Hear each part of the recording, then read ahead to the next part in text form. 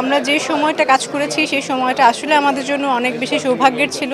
বাংলাদেশের চলচ্চিত্র অঙ্গনে জনপ্রিয় ও আলোচিত অভিনেত্রী পূর্ণিমা একসময়ের সুপারহিট এই নায়িকা অভিনয়ে দক্ষতা, সৌন্দর্য, ব্যক্তিত্ব দিয়ে দর্শকদের হৃদয়ে জায়গা করে নিয়েছেন। তবে তার ব্যক্তিগত জীবনে বিভিন্ন সময় আলোচনার জন্ম দিয়েছে, বিশেষ করে সংসার ও বিয়ে নিয়ে নানান গুঞ্জন ও বিতর্কের কারণে। বিনোদন অঙ্গনে প্রায়ই দেখা যায় তারকাদের ব্যক্তিগত জীবন খুব সহজে স্থির থাকে না। কাজের চাপ, ব্যস্ততা, মিডিয়ার নজরদারি এবং ব্যক্তিগত মতপার্থক্যের কারণে অনেক সময় সম্পর্ক টিকিয়ে রাখা কঠিন হয়ে পড়ে। এই বাস্তবতায় অনেক তারকার জীবনের মতো পূর্ণিমার জীবনও নানান আলোচনার জন্ম দিয়েছে।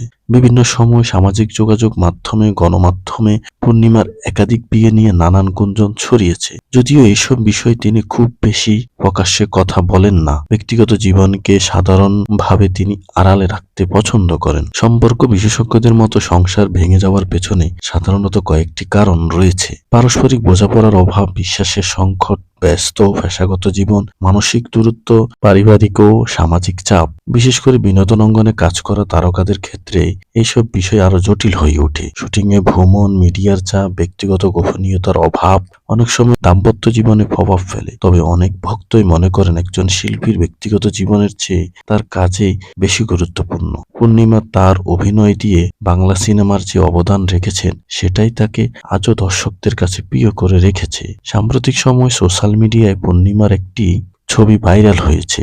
কলকাতার অভিনেতা যিশু সেনগুপ্তের সঙ্গে নাকি একসময় পূর্ণিমার প্রেম হয়েছিল এবং সেই প্রেমের রেশ ধরে তার সংসার ভেঙে গিয়েছিল।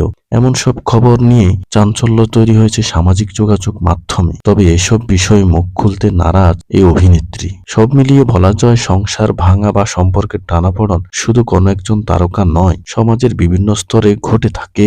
আর তারকাদের ক্ষেত্রে বিষয়টি বেশি আলোচনা আসে বলেই অনেকেই মনে করেন।